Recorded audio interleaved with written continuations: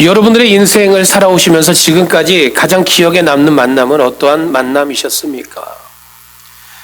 그리고 가장 소중한 만남이라 여겼던 만남은 누구와의 만남이셨는가요?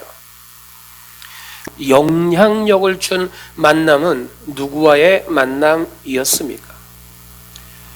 우리는 이러한 질문을 할 때에 대체적으로 가장 소중한 만남, 그것은 나의 부모와의 만남이다라는 말들을 합니다.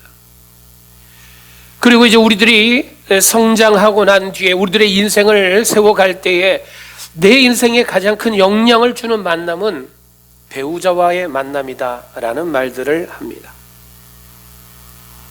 오늘 본문인 고린도전서 7장의 말씀은 소중한 만남, 즉 배우자의 만남에 대하여 우리들에게 말씀하고 있습니다. 결혼한 사람과 결혼하지 않은 사람에 대하여 말씀하고 있고, 독신, 이혼, 사별한 사람들에 대하여 오늘 본문은 우리에게 말씀하고 있습니다. 오늘 이 자리에 있는 우리 모두는 물론이고 우리들의 자녀들 중에도 부부의 관계로 배우자와 함께 살아가는 이들이 있습니다. 또는 배우자와 사별한 이들도 있습니다. 또는 여러 가지 이유로 인해서 싱글로 지내는 분들도 있습니다. 오늘 본문의 말씀은 이러한 다양한 모습의 우리들의 삶을 어떻게 살아야만 하는가를 말씀하고 있습니다. 우리는 어떠한 만남을 어떻게 살아가야 할지 오늘 본문의 말씀을 통해서 그것을 깨닫고 우리들의 만남이 지혜로운 만남이 될 수 있기를 주님의 이름으로 축복합니다.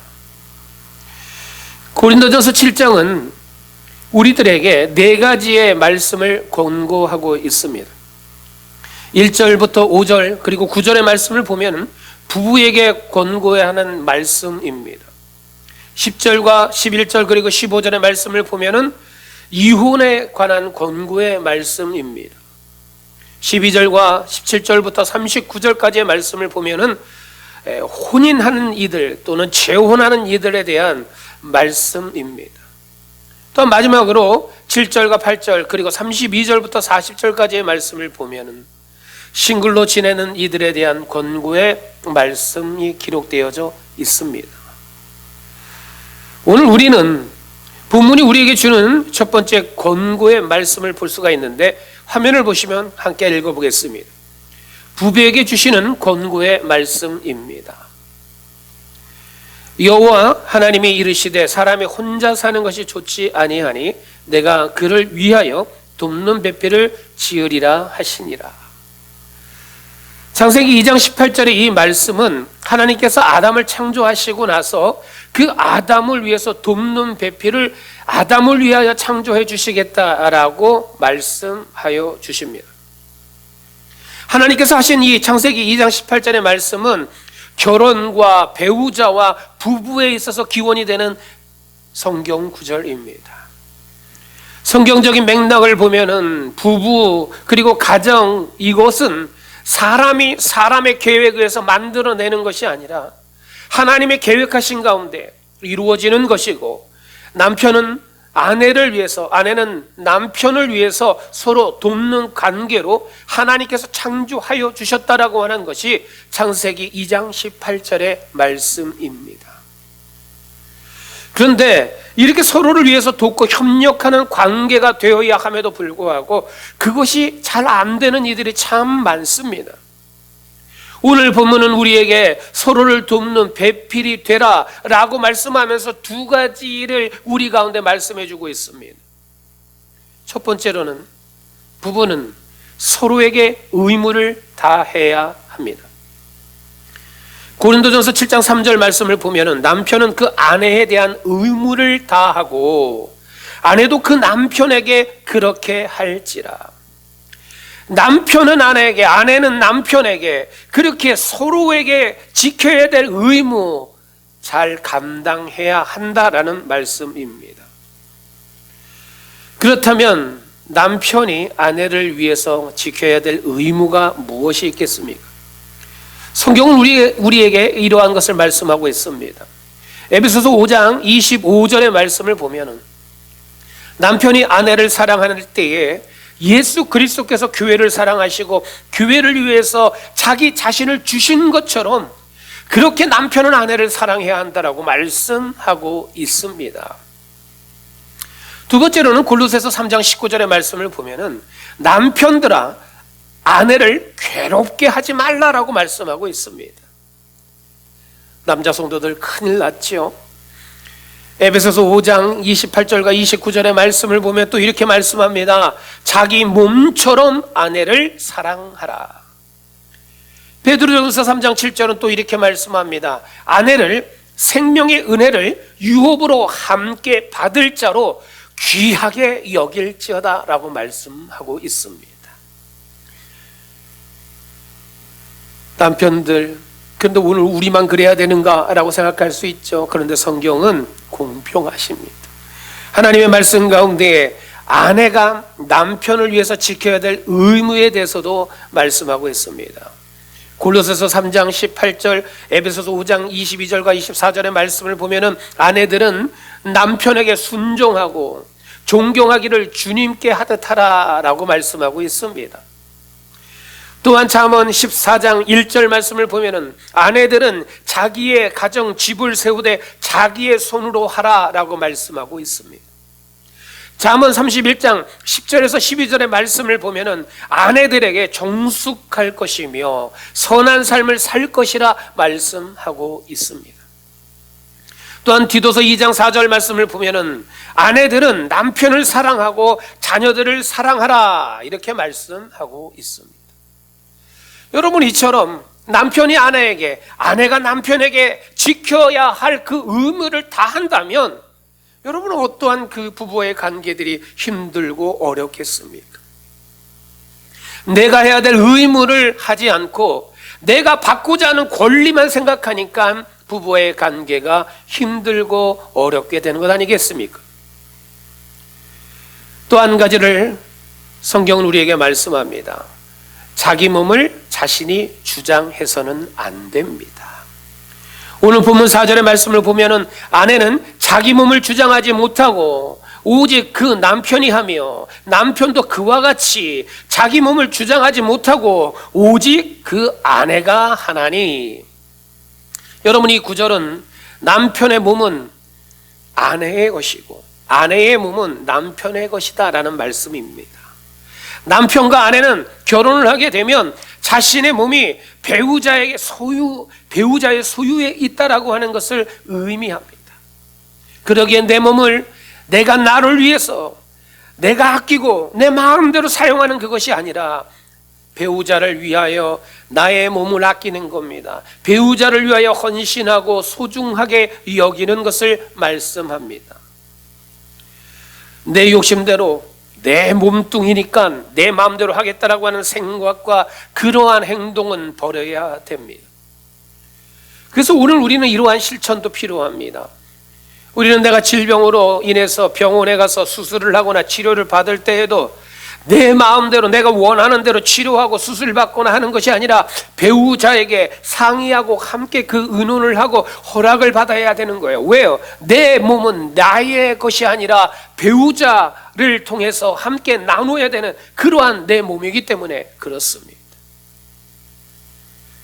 또는 우리는 술과 담배와 마약 또는 음란한 것 또는 악한 것으로부터 오늘 우리의 몸을 망가뜨려서도 안 됩니다. 이것은 남편과 아내 모두에게 상호적인 것입니다. 남편이 아내를 위해서 하는 것, 아내가 남편을 위해서 하는 것, 이 두 가지가 상호작용이 되어져야 됩니다. 그리고 그 가운데에는 서로를 존중해야 합니다. 히브리서 13장 4절에 이러한 말씀이 있습니다. 모든 사람은 결혼을 귀히 여기고 침소를 더럽히지 않게 하라. 음행하는 자들과 간음하는 자들은 하나님이 심판하시리라. 오늘 우리들이 결혼을 했습니다. 배우자가 있으면 오늘 우리들의 몸을 음란하고 죄악된 그러한 것에 의해서 더럽혀서는 안 된다라고 하는 말씀이에요. 그렇게 하면 하나님께서 그러한 이들 가운데는 반드시 심판하시겠다라고 하는 말씀입니다. 나의 쾌락을 위해서 나의 몸을 함부로 내 배우자가 아닌 다른 이들에게 허락해서는 안 된다라는 말씀입니다. 오늘 본문에는 두 번째로 우리에게 권고하는 말씀이 있습니다. 화면을 보시면 이혼에 관한 권고의 말씀입니다. 마가복음 10장 9절의 말씀 읽어드립니다. 하나님이 짝지어 주신 것을 사람이 나누지 못할지니라 하시더라. 오늘 이혼에 관한 말씀을 보면 성경의 가장 기본적인 말씀은 이혼을 하지 말라입니다. 하나님께서 천지를 창조하시고 아담과 하와를 만드시고 나서 하나님은 가정을 이루도록 하셨습니다. 그리고 뭐라고 말씀하셨습니까? 그 둘을 사람이 나누지 못할 것이다 말씀하셨습니다. 마가복음 10장 7절에서 8절의 말씀을 보면은 결혼은 그러기에 단순한 사람과 사람과의 계약으로 만들어진 것이 아니라 하나님께서 한 몸을 이루도록 하신 신성한 연합이다라는 말씀입니다. 주님은 하나님의 본래의 그 뜻은 부부가 한 몸을 이루고 함께 하는 것이지 부부가 갈라지고 깨어지는 것은 아니다라고 하는 것을 성경은 분명하게 우리 가운데 말씀하고 있습니다. 두 번째로 근데 이혼에 대한 말씀 가운데 이러한 것이 있습니다. 이혼이 허용되는 경우가 있습니다. 그렇다면 도대체 어떠한 경우에 이혼이 허용될까? 하나님은 분명히 그 이혼하는 것, 가정이 깨어지는, 부부 사이가 깨어지는 것은 할 수 없다, 하지 않아야 된다, 사람이 할 수 없는 것이다 라고 말씀하셨는데, 그렇다면 성경은 왜 우리에게 그러한 이혼을 허용하는 말씀을 하셨을까요? 첫 번째는 이러한 경우에 이혼을 허용합니다. 수치와 음행, 간음하였을 때에. 신명기 24장 1절의 말씀을 보면은 사람이 아내를 맞이하여 데려온 후에 그에게 수치되는 일이 있음을 발견되어지고 그를 기뻐하지 아니하게 되면 이혼 증서를 써서 그의 손에 쥐어주고 그를 자기 집에서 내보낼지라 라고 말씀하고 있습니다. 수치가 되는 일이라고 하는 것은 바로 에르바라고 하는 단어입니다. 이 수치가 된다, 에르바라고 하는 단어가 가지고 있는 뜻은 벌거벗다, 노출하다, 부끄럽다, 외설적이고 음란하다 라는 뜻을 가지고 있습니다. 그렇기 때문에 한마디로 말씀을 드리면 아내로 맞이했는데 그 아내를 통해서 그러한 수치스러운 일들이 보여졌다라는 거죠.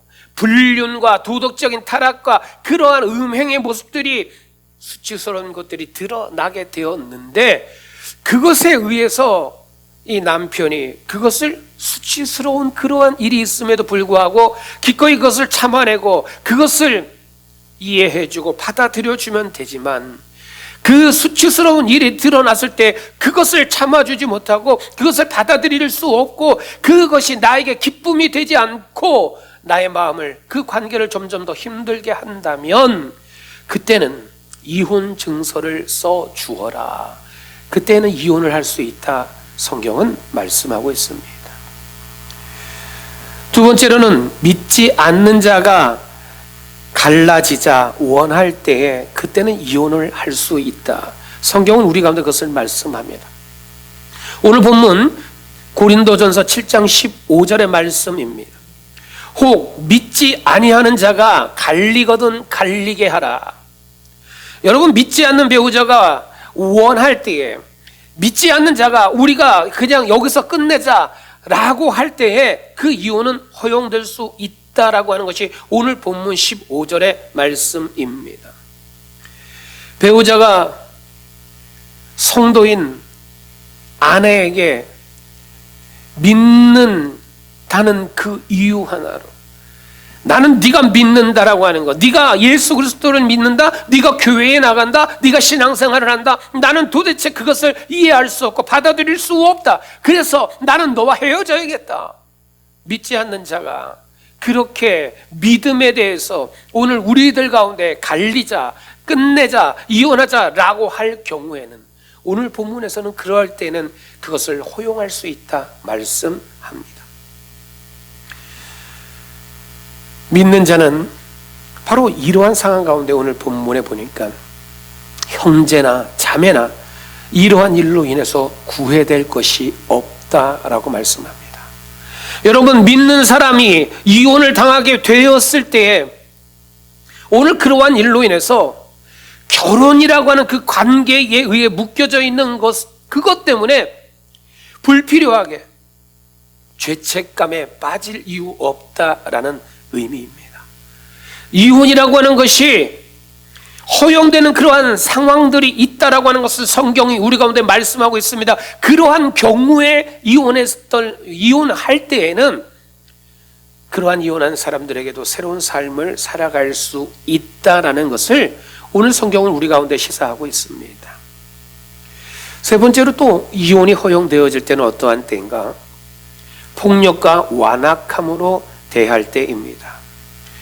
마태복음 19장 8절의 말씀을 보면 모세가 너의 마음의 완악함 때문에 아내 버리기를 허락하였거니와. 여러분, 배우자가 계속해서 아내를 또는 남편을 완악하게 만들어버립니다. 그리고 그를 학대합니다. 괴롭힙니다. 그렇게 돼서 그 가정을, 부부의 그 관계를 이어갈 수 없을 정도로 만들 때는 그것이 정당한 이혼의 이유가 된다라는 말씀입니다. 그러나 오늘 본문 15절의 말씀을 보면은 이혼에 대한 이러한 말씀을 주시면서 이러한 말씀을 하셨어요.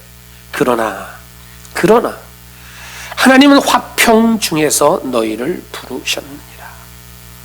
무엇입니까?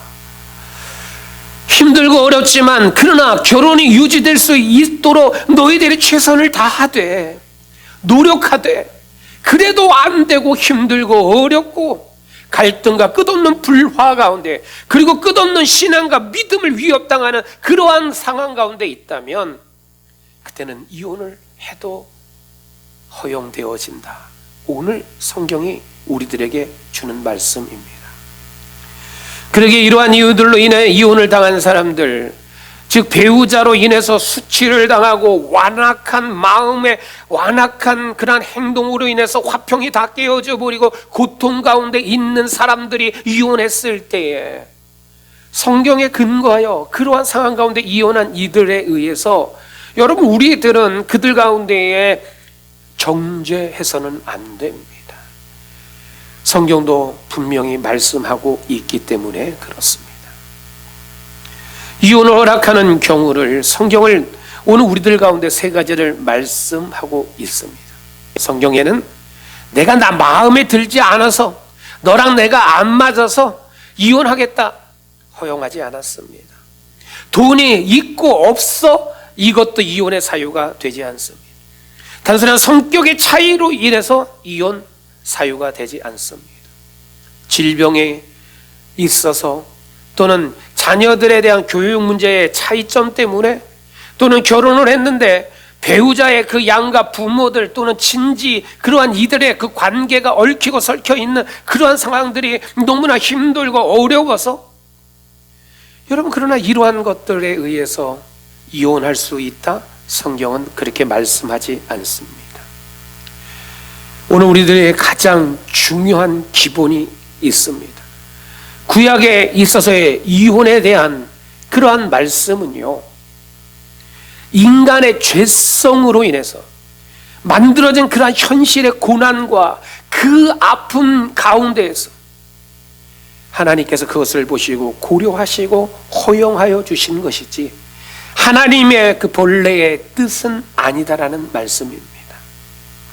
그렇기 때문에 오늘 우리들이 끝까지 하나님께서 말씀하신 대로 가정을 지켜나가고 오늘 우리들이 그것을 세워가야 하지만 오늘 본문에 그리고 성경에 말씀되어진 대로 그러한 상황 가운데에서 계속되어진다면 오늘 우리들 가운데는 그러한 이혼을 해도 허용한다라고 하는 것이 성경의 말씀입니다. 세 번째로 오늘 본문은 우리들 가운데 이러한 권고의 말씀을 하고 있습니다. 한번 같이 읽어볼까요? 혼인과 재혼할 대상에 대한 권고의 말씀입니다. 오늘 본문 12절의 말씀입니다. 어떤 형제에게 믿지 아니하는 아내가 있어 남편과 함께 살기를 좋아하거든 그를 버리지 말며. 여러분, 처음으로 혼인하는 사람에게 이러한 경우들이 있습니다. 혼인을 해야 한다든지 할 때에 어떠한 사람을 만날 거에 있어서 여러분, 그리스도인인 오늘 우리들에게 있어서는 그 가운데 우선순위가 있어야 됩니다. 오늘 우리들뿐만이 아니라 우리 자녀들에게도, 우리 손주들에게도 그 우선순위는 올바로 세워져야 됩니다. 무엇인가? 바로 믿음의 사람을 우선하는 배우자를 선택할 때 그것이 우선되어져야 합니다. 그러나 믿음의 사람이 아닌 경우에 그럼 어떻게 해야 하느냐? 내 자녀들이 믿음의 사람이 아닌 사람을 데리고 와서 결혼을 하겠다고 하는데 그러면 무조건 반대해야만 하느냐? 오늘 성경에는 불신자와도 결혼할 수 있다라고 말씀하고 있습니다. A라고 하는 내 자녀를 A라고 보시죠. 그런데 내 자녀는 참으로 신앙생활을 열심히 합니다. 그런데 열심히 하고 있는 내 자녀가 믿지 않는 사람을 데리고 왔습니다. 그래서 결혼을 하려 합니다. 그런데 성경은 그것에 있어서 괜찮다고 말씀하고 있어요. 그런데 그 이유가 뭐냐? 믿음의 삶을 열심히 살아가고 있는 내 자녀를 만난 불신자인 그 사람이, 그 배우자가 내 자녀의 믿음과 신앙의 삶을 통해서 영향을 받아서 예수 그리스도를 믿고 그가 구원을 받고 그가 거룩한 삶을 살아갈 수 있기 때문에 그것을 위해서는 믿지 않는 자들과 결혼을 해도 괜찮다. 성경이 오늘 우리에게 주는 말씀입니다. 그렇다면 여러분, 오늘 우리는 이러한 말씀 가운데서 우리를 돌아보아야 됩니다. 오늘 나의 자신은 어떤가? 나는 내 남편을 또는 내 아내를 나의 삶을 통해서 그를 믿음과 신앙의 자리로 이끌어가고 있는가? 또는 내 자녀들이 믿지 않는 사람과 결혼을 했는데 내 자녀들의 신앙이 그들의 삶을 변화시켜서 그들 또한도 믿음의 자리로, 하나님의 자녀로 구원받은 자의 삶의 기쁨을 누리게 되고 있는가? 여러분, 오늘 그것이 우리 가운데 주어지는 어떤 믿음과 성도로서의 삶의 모습입니다. 배우자를 오늘 우리들이 선택했을 때 믿지 않는 자의 삶을 살아가는 이들의 가운데는 반드시 우리들이, 믿는 우리들이 그들을 위하여 기도하고 그들을 통해서 오늘 우리들의 삶의 신앙과 믿음의 이러한 삶의 모습들이 그들 가운데 보여지고 그들이 그러한 우리들의 삶을 통해서 예수 그리스도를 믿음으로 영접하게 되어지고 구원받게 되어지고 거룩한 자가 되어지게 하는 것, 여러분, 이것이 오늘 우리들의 삶에, 우리 가정, 자녀들의 삶 가운데도 이루어지기를 주님의 이름으로 축복합니다. 두 번째로는 재혼할 사람에게 주어진 말씀입니다. 오늘 본문 39절의 말씀을 보면 아내는 그 남편이 살아있는 동안에 매여 있다가 남편이 죽으면 자유로워 자기 뜻대로 시집갈 것이나 주 안에서 할 것이니라. 성경에서 재혼할 수 있는 경우는 반드시 믿음의 사람과 해야 한다라고 하는 말씀이 오늘 39절의 말씀입니다. 내가 자유로워졌으니까 내 뜻대로 내가 결혼하고 시집가고 장가가겠다가 아닙니다. 성경은 분명하게 말씀하고 있는 것이 반드시 주 안에서 할 것이다. 바로 믿음의 사람과 해야 된다라는 것을 말씀하고 있습니다. 즉 오늘 우리들이 재혼을 생각한다면 내가 재혼할 상대는 믿음의 사람을 만나야 된다. 그것이 오늘 재혼할 사람들 가운데 하나님이 주신 말씀입니다. 오늘 본문이 우리에게 주는 네 번째 권고의 말씀이 있습니다. 화면을 보시고 함께 읽어봅니다. 싱글에게 하신 권고의 말씀입니다. 오늘 보면 38절의 말씀 읽어드립니다. 그러므로 결혼하는 자도 잘하거니와 결혼하지 아니하는 자는 더 잘하는 것이니라. 여기에서 말씀드리는 싱글이라고 하는 의미는 무엇이냐? 이혼을 한 사람, 그래서 홀로인 사람, 아직 미혼이라서 홀로인 사람, 그리고 독처하는 사람, 그리고 배우자가 세상을 떠나서 사별한 사람들, 그래서 홀로인 사람들, 바로 이러한 사람들을 싱글이라 말합니다. 그런데 오늘 성경은 보면은 결혼할 사람과 결혼하지 아니한 싱글, 이것에 대해서 다른 점을 말씀하고 있습니다.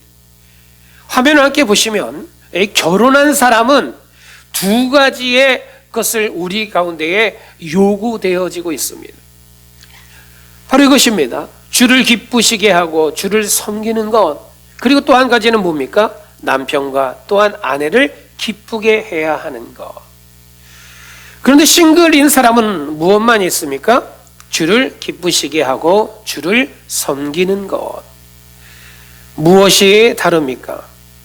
결혼한 사람에게는 남편과 또는 아내를, 즉 배우자를 기쁘게 해야만 하는 의무가 있다라는 말씀입니다. 결혼한 사람은 그러기 때문에 예수 그리스도를 기쁘게 하고 주를 섬기는 것에 전념하는 것이 아니라 내 아내와 내 남편을 위해서 그들을 또한 기쁘게 해야 되는 것을 위해서 전념을 해야 되기 때문에 마음이 갈리어진다. 성경은 오늘 그것을 우리에게 말씀하고 있습니다. 그런데 오늘 성경은 우리 가운데에 오직 주의 일을 생각하고 주를 기쁘시게 하는 삶을 살아야 된다, 싱글에게 이러한 말씀이 주어졌지만, 오늘 이 시대에 많은 싱글로 살아가는 이들이 싱글로 살아가면서 주를 기쁘시게 하고 주를 섬기기에 내가 열정을 쏟는 삶을 살기보다는 내 삶의 기쁨을 우선합니다. 주를 섬기는 것이 아니라 세상의 것을 섬기는 삶을 살아가는 이들이 있습니다. 오늘 본문 38절은 우리에게 분명하게 말씀하고 있습니다. 주를 기쁘시게 하는 삶, 주를 섬기는 삶에 전적으로 살아갈 수 있어야 한다. 그런데 그러한 것에 싱글이 더 마음을 전념할 수 있기에 싱글로 살아가는 것이 더 잘하는 것이다. 오늘 본문은 우리에게 그것을 말씀합니다. 그렇다고 이 말씀을 결혼하는 것이 잘못되었다, 나쁘다, 이러한 의미로 해석해서는 안 됩니다.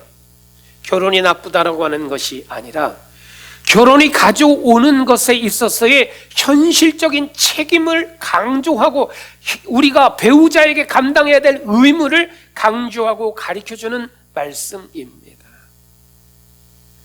오늘 여기 이 자리에 있는 우리 모두는 결혼을 했던 홀로 살아가고 있든 하나님께서 주신 오늘 각자의 부르심대로 오늘 우리들이 결혼을 해서 배우자가 있든 또는 배우자 없이 홀로 싱글로 살아가고 있든 어떠한 삶의 자리에 있든지 간에 하나님 주님을 기쁘게 하는 삶을 살고 우리들이 주어진 그 삶의 자리에서 우리들이 책임져야 될 의무를 다해야 하는 삶을 살아야 한다. 오늘 본문은 우리 가운데 그것을 말씀하고 있습니다. 그러한 삶이 이 자리에 있는 우리 모두와 우리 자녀들의 삶의 모습 가운데 나타나고 그러한 우리들의 삶을 통해서 때로는 믿지 않는 배우자들이 예수 그리스도를 믿게 되어지고 그들이 구원함을 받게 되고 그들이 거룩한 사람으로서의 거듭나게 되는 놀라운 일들이 이루어지고 그러한 우리의 삶이 그러한 우리의 부부와의 그 관계들이 우리의 가정과 우리 사랑의 교회가 주님의 기쁨이 되고 주님의 영광을 드러내는 우리 모두가 다 되시기를 주님의 이름으로 축복합니다.